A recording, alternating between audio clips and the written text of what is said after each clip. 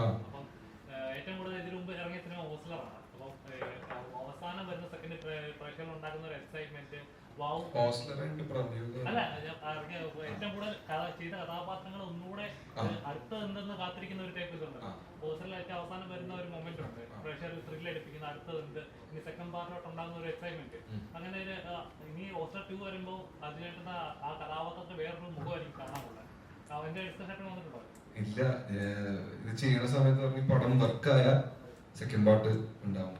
അപ്പൊ അതില് നീ ആയിരിക്കും അങ്ങനെ പറഞ്ഞു പോയിട്ടുണ്ട്. മനസ്സിലാവല്ലോ ലാസ്റ്റ് ക്ലൈമാക്സ്.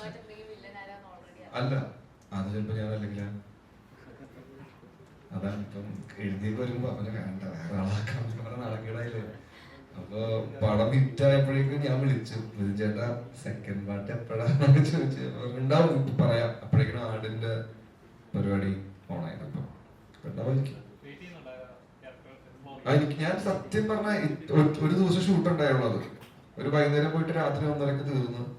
ഞാൻ ഇത്രയും പടങ്ങൾ ചെയ്തിട്ടുണ്ടെങ്കിലും ഇത്ര റിസർച്ച് അല്ലെങ്കിൽ ഇതിനെപ്പറ്റി പഠിച്ചിട്ട് ചെയ്ത ഒരു ക്യാരക്ടർ ഹോസ്റ്റലറിന്റെ ക്യാരക്ടർ. കാരണം ഒറ്റ ദിവസം, ബാക്കി എല്ലാവരും 3 ദിവസം 4 ദിവസം പതുക്കെ ട്രാക്കിലാവും. ഡയറക്ടറിന് എന്താ വേണ്ടെന്നുള്ള രീതിയിൽ സമയമില്ല. അപ്പുറം ട്രാക്കിലാവുമ്പോഴേക്കും ഞാൻ ബാക്കപ്പ് ആവും. അപ്പോ കുറച്ചധികം ഒരു 1.5-2 ആഴ്ചത്തോളം ഞാൻ ഇതിനെപ്പറ്റി കുറച്ചധികം പണിയെടുത്തായിരുന്നു. അപ്പൊ അതിന്റെ റിസൾട്ടായിട്ട് എല്ലാവരും നല്ല അഭിപ്രായം പറഞ്ഞു. അപ്പൊ സന്തോഷമുണ്ട്. എന്തോ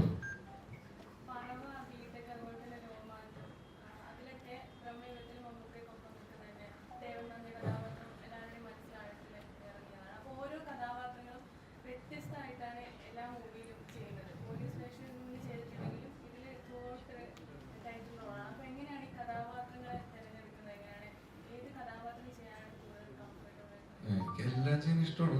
പിന്നെ ഇപ്പൊ നമുക്ക് ആ ഒരു കഥ ഒത്തു വന്ന ക്യാരക്ടർ അതിന് രീതിക്ക് വന്ന് വരുമ്പോ മാത്രമേ നമുക്ക് കഥ കേട്ട് ഇഷ്ടപ്പെട്ട ചെയ്യാൻ പറ്റുള്ളൂ.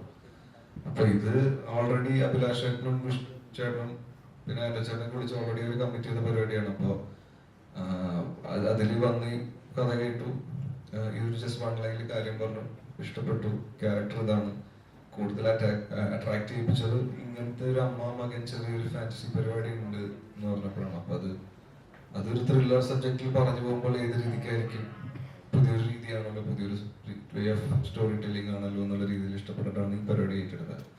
പിന്നെ ഒരു റാൻഡംലി ചൂസ് ചെയ്ത സ്റ്റൈൽ ഓഫ് മെത്തേഡാണ് ഈ പടത്തില്. ഈ ആനന്ദ് ശ്രീബാലയുടെ ആനന്ദായിട്ട് ഭയങ്കര ലോ പേസിൽ പോകുന്ന.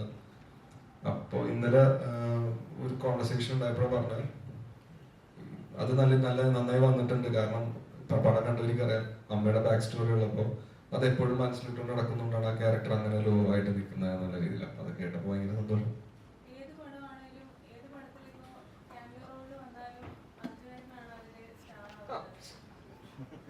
എല്ലാം പറയാൻ കുഴപ്പമില്ലാണ്ട് പടങ്ങളൊക്കെ ചെയ്തത് കുഴപ്പമില്ല.